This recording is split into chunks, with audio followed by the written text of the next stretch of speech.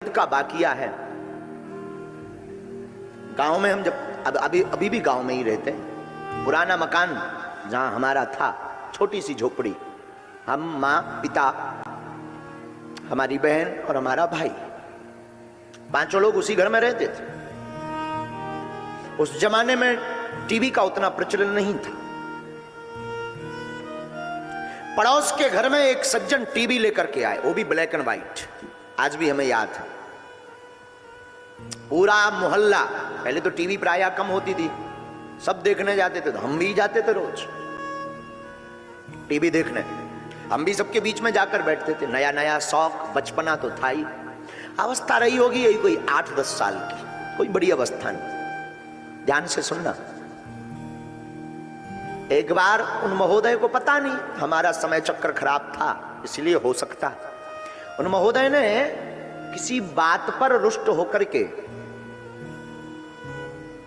हमसे तो डायरेक्ट नहीं कहा, और बगल में बैठी अपनी मां से कहा कि ये रोज रोज आ जाते हैं देखने के लिए, बंद करो टीवी। और टीवी उन्होंने बंद कर दी।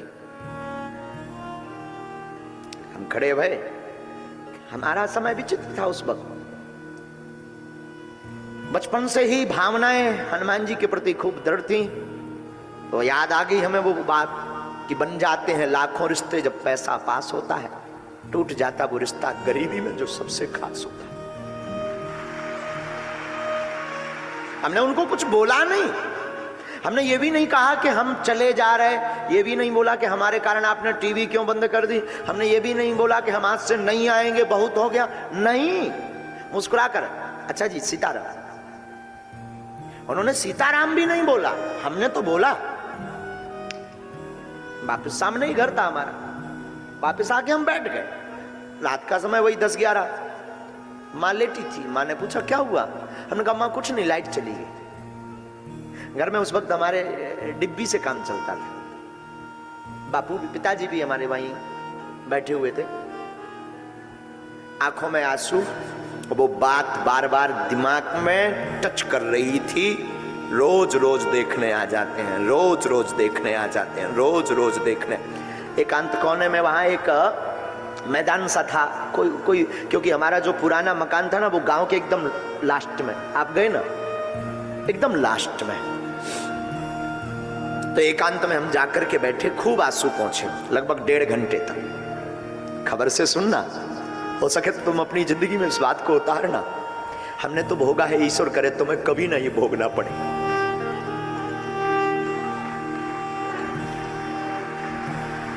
कुछ नहीं बोला, मौन होकर के हमने प्रण लिया कि अब अपनी जिंदगी में हम टीवी तब देखेंगे जब अपने बाप की होगी, नहीं तो लौट कर देखेंगे बस। फिर क्या, जिंदगी में जुनून सवार हुआ कि उस वक्त हमारे अंदर जुनून सवार हुआ कि अब तो टीवी होगी तो खुद की होगी, तभी देखेंगे। और पुरोहित कर्म तो करते ही थे, कर्म कांड करते थे हम बचपन में भी। तो सत्यनारायण बांचने किसी के घर जाएं, कोई अमीर आदमी है, गुरुजी महाराज जी यहाँ बैठो, तब तक आप इंतजार करो, तब तक तैयारी हो रही, और उसके कमरे में टीवी लगी हो ना, तो हम कहते थे हम यहाँ नहीं बैठेंगे, धूप में बैठेंगे, क्योंकि टीवी तो तभी देखेंगे जब अपनी खुद की होगी। नया नया प्रचलन, पहले बसों में वॉल्वो बस का चला था, टीवी लगी हुई बस का। तो हम पढ़ लेते थे कि इसमें टीवी तो नहीं है, अगर है तो इस पर नहीं जाएंगे। और अगर धोखे से बैठ भी गए, हमें याद है कोई वाकया, कोई बहुत रात के समय कोई वाहन मिल नहीं रहा था, तो एक बस मिली जिसमें टीवी ही थी। किस्मत भी कई बार बहुत तेज धक्का मारती है, टीवी थी। पूरी यात्रा में सब जो यात्री थे वो टीवी में मस्त थे, गुल थे। पहले मोबाइल का तो इतना जमाना नहीं था कि उसमें व्यक्ति मस्त रहे, तो सब मस्त थे, लेकिन हमारी नजर नीचे ही रही, क्योंकि प्रण था जब तक बाप की नहीं हो जाएगी तब तक नहीं देखेंगे। श्रीमान, आप सुनकर के आश्चर्यचकित होंगे, विदिन हमने 1.5 वर्ष में, आज भी हमें याद है, 3800 रुपए की मैक्स टीवी खरीदी, ब्लैक एंड व्हाइट। 3800 रुपए की मैक्स टीवी, वो भी ब्लैक एंड व्हाइट खरीदी, ला करके घर पर रखी, चालू की। मोहल्ला वाले, गांव आस पड़ोस के लोग बहुत हम पर हंसे, कितना मूर्ख आदमी है, कितना पागल आदमी है, घर पर इसके खाने को नहीं है, भिक्षा मांगकर जीवन जीता है। ठाठ तो देखो, राजाओं जैसे हैं, टीवी ले चला है, टीवी देखेगा, नवाब बनेगा। लेकिन हमारा संकल्प तो था टीवी दिखेगी तो खुद की दिखेगी। टीवी लाए, टीवी चालू की, मोहल्ला के लोग आए, वो सज्जन भी आए, किस्मत से उनकी टीवी बढ़ गई। अब इसमें तुम ये मत मानना कि बचपन से ही हम शक्तियां चलाते रहे, नहीं, किस्मत से उनकी टीवी जल गई, हमारी नई। वो भी आए, हमने उस दिन बूंदी ली थी 100 ग्राम बूंदी, 100 ग्राम, ज्यादा नहीं। वो बूंदी हमने उसको बचाकर खास कर रखी थी कि आएगा। वो जब आए तो बोले महाराज जी अपनी तो थी टीवी, आप पैसा क्यों खर्च कराए? हमने कहा धन्यवाद। वो बोला हम समझे नहीं। हमने कहा थैंक यू।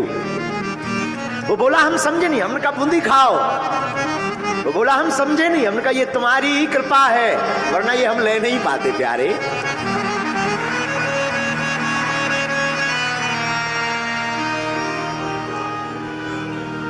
और अब ये जिंदगी है साधु, जिंदगी में लक्ष्य हो और गुरु कृपा हो।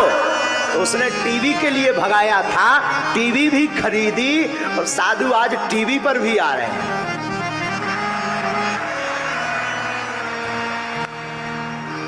जिंदगी में तुम्हें लक्ष्य, माफ करना, टीवी पर आने के पीछे कहीं ना कहीं यही टीवी हमारे मन में आज भी भरी थी, लेकिन जब से आ गए तब से भर निकल गई। लेकिन आज भी हमारी जिंदगी में वो बाकिया याद है। अपनी जिंदगी में हमने जिस लक्ष्य को पाने की कोशिश की, गुरु ने कृपा की। और याद रखना, जिसकी जिंदगी में गुरु होता है ना, वो गुरु हनुमान जी जैसा हो, वो जिंदगी की कोई भी मंजिल पा सकता है,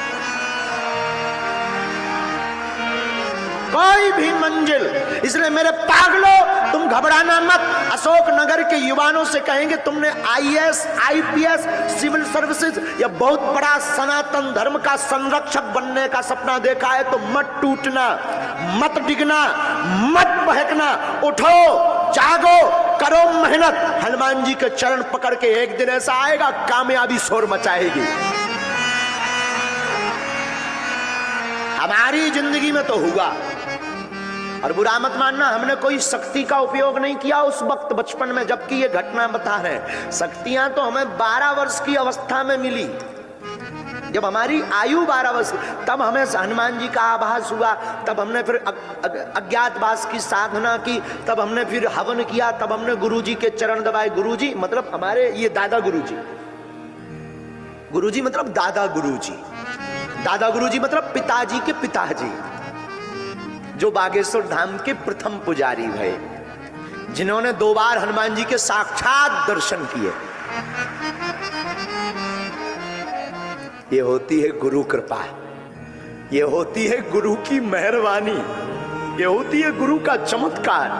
कितना भी दीनहीन हो, कैसा भी बिछड़ा और पिछड़ा हो, जिसका गुरु बलवान होता है ना, जिसकी गुरु के प्रति और गुरु का शिष्य के प्रति अटूट कृपा हो जाती ना भैया, वो व्यक्ति, वो इंसान रंक से राजा बनते देर नहीं लगती है।